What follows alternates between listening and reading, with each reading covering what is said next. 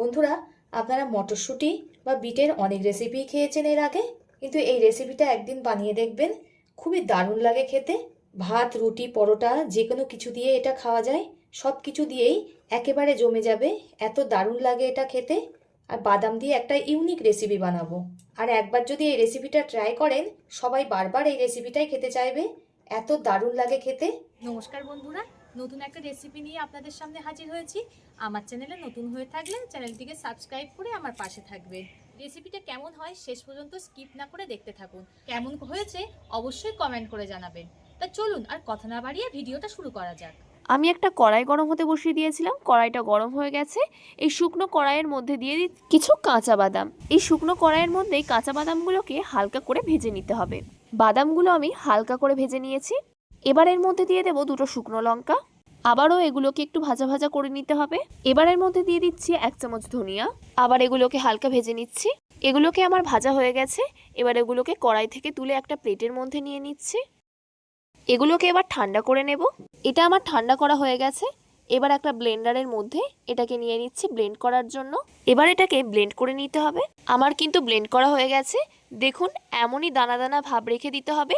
একেবারে মিহি করে ব্লেন্ড করে নিলে হবে না। আমি যেমনভাবে ব্লেন্ড করে নিয়েছি ঠিক এমনভাবে ব্লেন্ড করে নেবেন। এখানে আমি 4টে বড় সাইজের বিট নিয়ে নিয়েছি। বিটগুলোকে গোটা গোটা করে কেটে নেব। বিটগুলোকে দেখুন, ঠিক এমন গোটা গোটা করে কেটে নিয়েছি। আমি আমার পরিমাণ মতো নিয়েছি, যতটা পরিমাণ লাগবে আপনারাও আপনাদের পরিমাণ মতো নিয়ে নেবেন।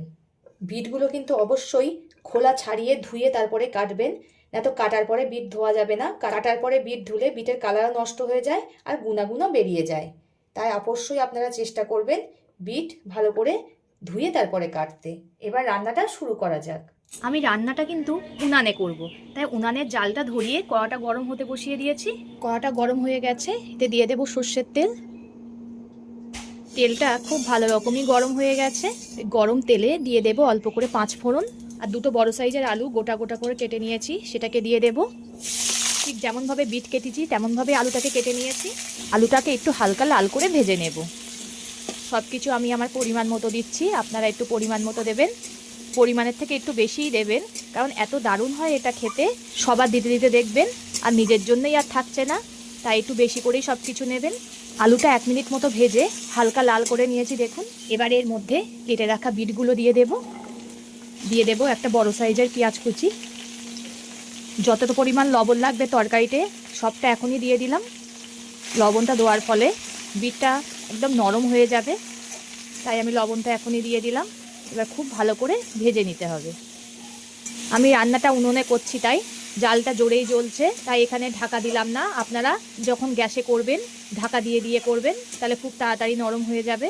আমি কিন্তু 1-2 মিনিট পর পর নেড়ে দিচ্ছি, না তো তলায় লেগে যাবে। বিট আর আলুকে খুব ভালোভাবে 10 মিনিট মতো ভেজে নিয়েছি। দেখুন বিটের মধ্যে আলুকে চেনাই যাচ্ছে না, আলুও লাল হয়ে গেছে। 4 চামচের 2 চামচ মতো আদা রসুন বাটা দিয়ে দিলাম। আপনারা যদি এটা নিরামিষ করতে চান তখন পেঁয়াজ রসুনটাকে স্কিপ করবেন। যতক্ষণ না আদা রসুনের কাঁচা গন্ধটা চলে যায় ততক্ষণ একটু ভেজে নেব। আদা রসুন দিয়ে খুব ভালো করে কষিয়ে নিয়েছি। এবার এতে দিয়ে দেব একটা কাঁচা লঙ্কাকে মাঝখান থেকে চিকিয়ে।